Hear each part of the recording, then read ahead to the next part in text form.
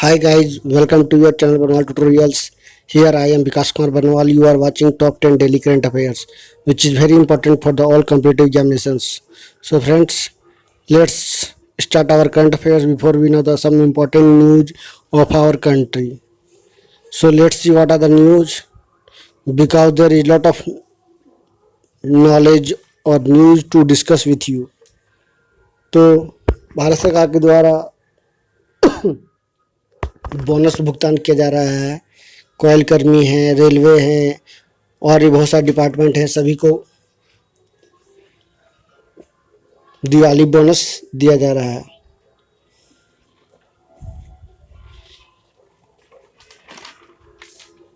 इसके साथ ही देश भर में दुर्गा पूजा की धूम मची हुई है। सब लोग दुर्गा पूजा धूमधाम से मनाने के लिए तैयार हैं।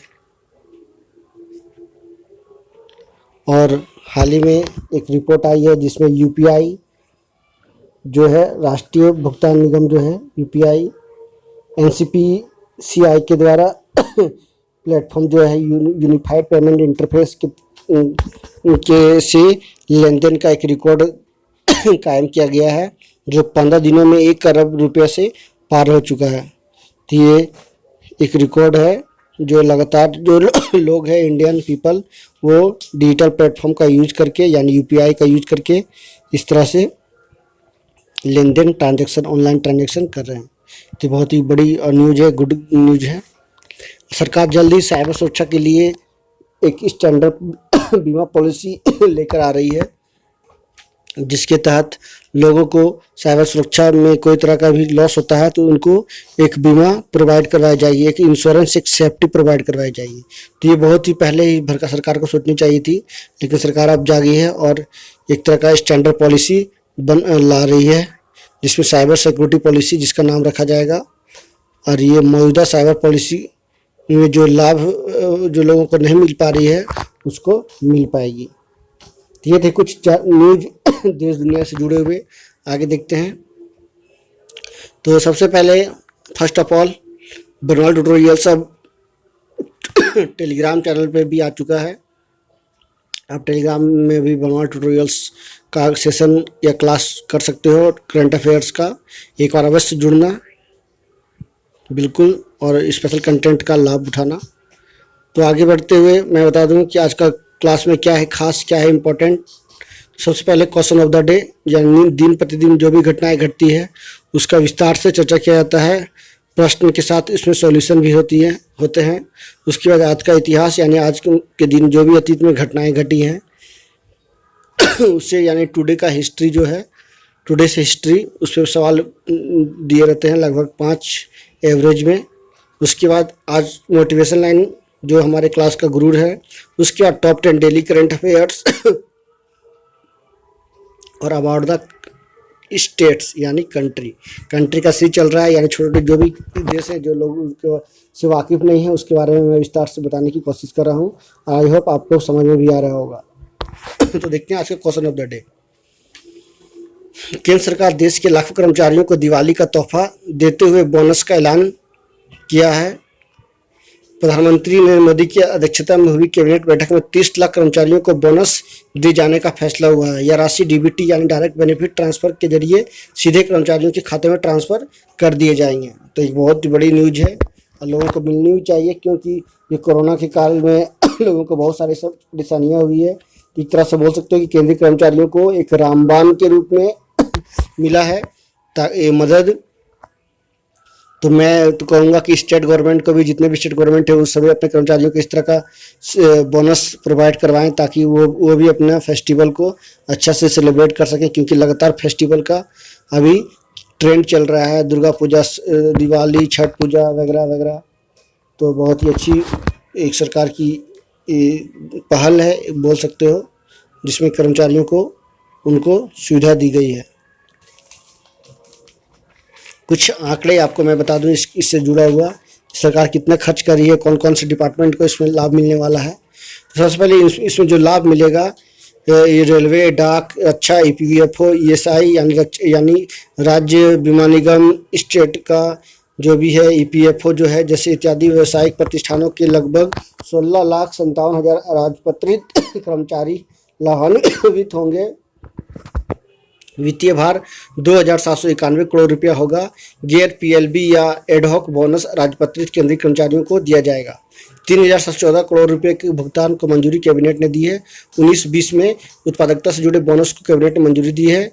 ये जुड़े बोनस केंद्रीय कर्मचारियों को लगभग 30 लाख से अधिक कर्मचारियों को मिलेंगे। नेक्स्ट देखते हैं आज का इतिहास। आज ही के दिन 1879 में ब्रिटिश शासन में पहला राजद्रोह का मुकदमा वासुदेव बलवंत फड़के के खिलाफ शुरू हुआ था। तो ये देख सकते हैं कि इंडियन पीपल जो था, पहला इंडियन पीपल वासुदेव बलवंत फड़के, जिसपे ब्रिटिश गवर्नमेंट के द्वारा राजद्रोह का केस चला था उन पे। आज ही के दिन वर्ष 2016 में भारत ने बेहतरीन प्रदर्शन के बूते विश्व कप यानी वर्ल्ड कप कबड्डी में अपना नाम किया था। आज ही के दिन वर्ष 1875 में अर्जेंटीना में पहले टेलीग्राफिक कनेक्शन की शुरुआत हुई थी।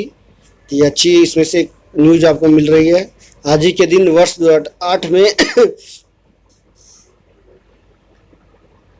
श्रीहरिकोटा के सतीश धवन अंतरिक्ष केंद्र से चंद्रयान 1 का सफल प्रशिक्षण किया गया था। तो ये थे कुछ जानकारियां। आगे देखते हैं मोटिवेशन लाइन आज का क्या है। मोटिवेशन लाइन, आज का मोटिवेशन लाइन जानते हैं क्या है। किसी ने पूछा, इस जहां में आपका अपना कौन है? मैंने हंसकर कहा, वक्त। अगर वो सही तो सभी अपने, वरना कोई नहीं। बहुत ही एक बोल सकते हो फैंटास्टिक सुपर लाइन है कि अपना कौन है तो वक्त है। क्यों? क्योंकि वक्त ही है जो हमें साथ चलता है हमारे साथ, अन्यथा सभी लोग हमको एक ना एक दिन छोड़कर चले जाएंगे, चाहे वो कोई भी हो, रिश्तेदार से लेकर कोई भी हो। तो बहुत ही अच्छा सुपर लाइन है कि किसी ने पूछा, इस जहां में आपका कौन है? मैंने हंसकर कहा, वक्त। अगर वो सही तो सभी अपने, वरना कोई नहीं। तो बहुत ही अच्छी लाइन थी, मोटिवेशन लाइन, थॉट। तो आगे देखते हैं करंट अफेयर्स।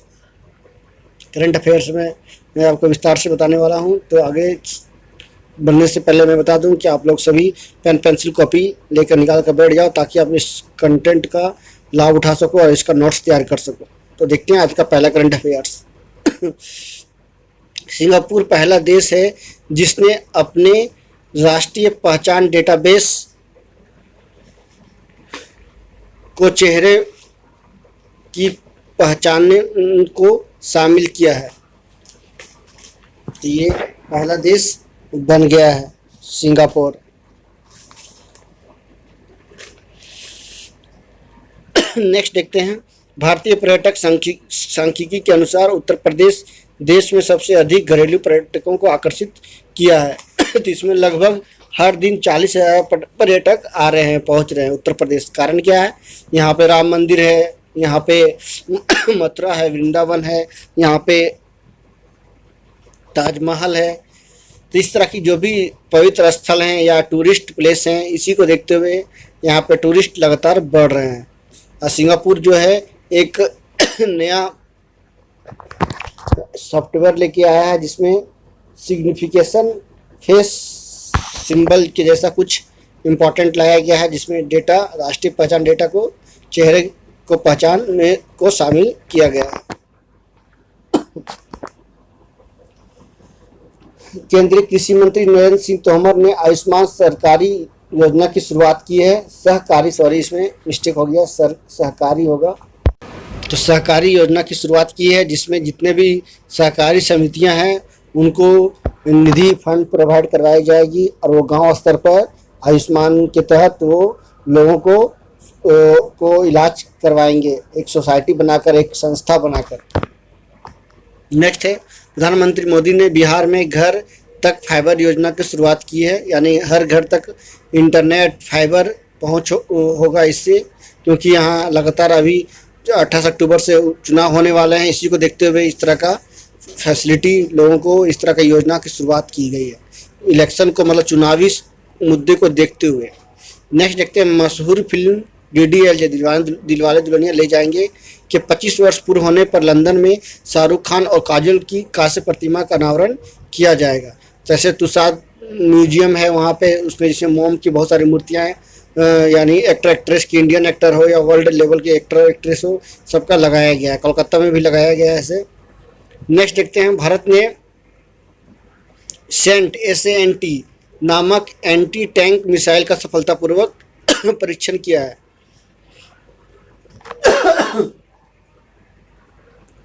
नेक्स्ट है, विश्व भर में 20 अक्टूबर को अंतर्राष्ट्रीय सेफ दिवस मनाया गया। इसका जो थीम है healthy food for the future है। तो इंटरनेशनल सेफ डे यानी 20 अक्टूबर को मनाया जाता है। नेक्स्ट देखते हैं, उत्तर प्रदेश की राज्यपाल ने लखनऊ में एक महिला सुरक्षा अभियान सेफ सिटी प्रोजेक्ट की शुरुआत की है। इससे पहले शक्ति मिशन की शुरुआत वहाँ के मुख्यमंत्री जो है योगी जी के द्वारा किया गया है, और अभी मौजूदा समय में जो राज्यपाल है आनंदीबेन पटेल, उनके द्वारा महिलाओं को लगातार सुरक्षा प्रोवाइड करवाई जा रही है, क्योंकि वहाँ पे महिलाओं की जो हिंसा है के खिलाफ जो हिंसा है वो बढ़ चुकी है। खास करके रेप की जैसी घटनाएं, यौन शोषण की घटनाएं घट चुकी है। और हाल ही में एक रिपोर्ट आई है जिसमें राजस्थान में इस मामले में सबसे उच्च स्थान पर पहुंच गया है। तो इस तरह का लगातार वहाँ पे पहल की जा रही है लोगों के द्वारा, सरकार के द्वारा, पुलिस महकमा के द्वारा। नेक्स्ट देखते हैं, जानी मानी टीवी अभिनेत्री जरीन रोशन खान का निधन हो गया है। उन्होंने बहुत सारे फिल्मों में काम किया है, जैसे और बहुत सारे टीवी सीरियल में भी काम किया है। ये रिश्ता क्या कहलाता है, इस तरह से और भी बहुत सारे सीरियल हैं जिसमें उन्होंने काम किया। ये फेमस प्रमुख अभिनेत्री थी और काफ़ी वो दादी का रोल किया करती थी, तो उनका निधन हो गया है हाल ही में। नेक्स्ट देखते हैं, उत्तर पूर्वी राज्य असम में फसल त्यौहार कटी बिहू मनाया गया। यानी बिहू वहाँ की प्रमुख डांस भी है असम की, और वहाँ पे फसलों की कटाई के बाद यानी जो प्रथम फसल होती है उसमें ये त्यौहार को मनाया जाता है। तो असम में कटी बिहू फसल के उपलक्ष्य में यानी फसल त्यौहार के रूप में मनाया गया। तो इस तरह का सवाल हमेशा बना रहता है, कटी बिहू किस राज्य में मनाया गया, ये किस तरह का त्यौहार है। तो एक फसल त्यौहार है और ये असम में यानी उत्तर पूर्वी राज्य में असम या अन्य जो भी राज्य आते हैं उसमें ये त्यौहार को अच्छा से मनाया जाता है। तो ये थी टॉप 10 डेली करंट अफेयर्स। आगे देखते हैं, कंट्री लेसेथो है ना। लेसेथो क्या है, एक देश है जो दक्षिण अफ्रीका की सीमा के भीतर एक लेव देश है या सिर्फ 30,000 वर्ग किलोमीटर में फैला है। इसकी आकार जो है वर्गाकार है। इसकी आबादी जो है 2 मिलियन लगभग 20 लाख के आसपास है। लेसेथो बहुत पहले बसूटोलैंड की ब्रिटिश क्राउन कॉलोनी थी, लेकिन इसने 4 अक्टूबर 1966 को यूनाइटेड किंगडम से स्वतंत्रता की घोषणा की। अब यह पूरी तरह से प्रभुत्व राज्य है और जो संयुक्त राष्ट्रमंडल और दक्षिण अफ्रीकी विकास समुदाय का सदस्य है। लेसेथो नाम मोटे तौर पर लेसेथो बोलने वाले लोगों की भूमि का अनुवाद है। इसका राष्ट्रीय वाक्य खटोसो पुला नाला यानी पीस रेन प्रोस्पेरिटी है। राष्ट्रीय गान लेसेथो लैंड ऑफ आवर फादर्स। इसका ध्वज देख सकते हैं नेशनल ट्री कलर का, ये भी है, बीच में एक दिखाया गया है क्रिश्चियनिटी को शो किया गया है। उसका कुल चिन्ह भी देख सकते हैं।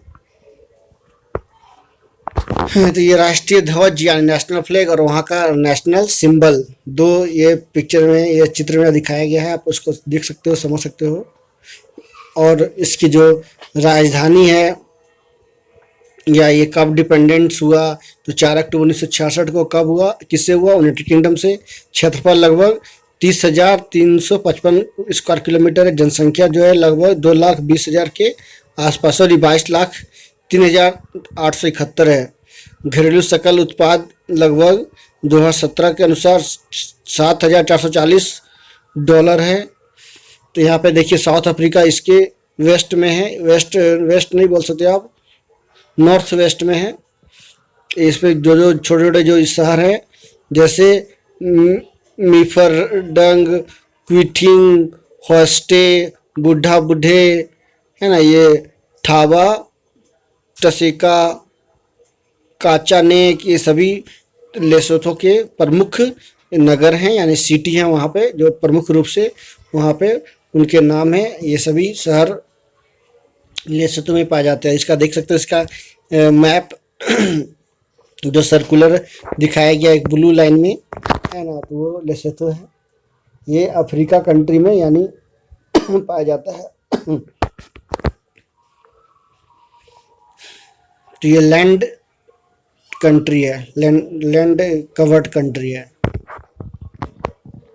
इसकी राजधानी देख सकते हो मासेरू है, सबसे बड़ा नगर भी यही है। वहाँ राजभाषाएं सिसोथो और इंग्लिश बोली जाती है। निवासी जो है वहाँ पे मसोथा। सरकार जो है यूनिटी पार्लियामेंट्री कॉन्स्टिट्यूशनल मोनार्की यानी राजा का वहाँ पे है। Deputy prime minister, assembly speaker सभी प्राइम मिनिस्टर टॉम थाम्बने हैं, और डिप्टी प्राइम मिनिस्टर जो है यानी उप मुख्यमंत्री उप प्रधानमंत्री मोनेनी मोलेकी जी हैं। असेंबली स्पीकर साफिरी मोटायानी जी हैं। विधानमंडल उच्च सदन मंडल इंटरनेट TLD.LS है। दूरभाष कोड +266 है। यातायात चालन लेफ्ट है। मुद्रा लेसोथो लोटी यहाँ चलती है। ये था लेसोथो के बारे में। आगे देखते हैं।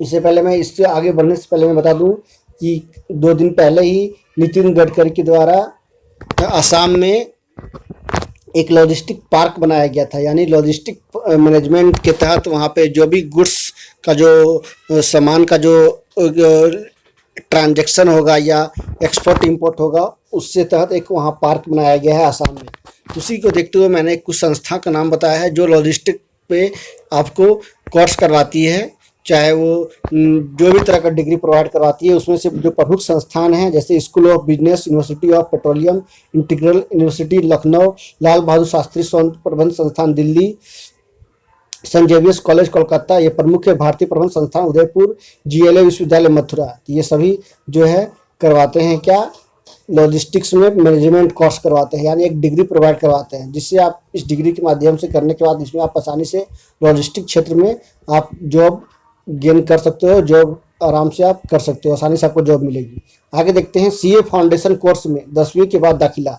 तो पहली बार ऐसा हो रहा है देश भर में कि आप 10वीं के पास करने के बाद विद्यार्थी institute of chartered accountants of India के फाउंडेशन कोर्स में अस्थायी तौर पर प्रवेश ले सकेंगे। हालांकि इसे अस्थायी तभी किया जाएगा जब वे 12वीं की परीक्षा पास करेंगे। चार्टर्ड अकाउंटेंट्स ऑफ विनिमय संशोधित नियमों के द्वारा वर्तमान समय में 6 महीने पहले चार्टर्ड अकाउंटेंट बनने में सक्षम बनाए जाएंगे। तो ये पहली बार देश में ऐसा हो रहा है कि 10वीं के बाद भी स्टूडेंट इसको चार्टर्ड अकाउंटेंट का कोर्स कर सकते हैं। तो ये था आज का क्लास। कैसा लगा? आई होप सभी को समझ में आया, सभी को मज़ा लगा होगा, क्योंकि मैंने बहुत अच्छा से आपको एक्सप्लेन करके बताया। तो सभी को थैंक यू, अलविदा।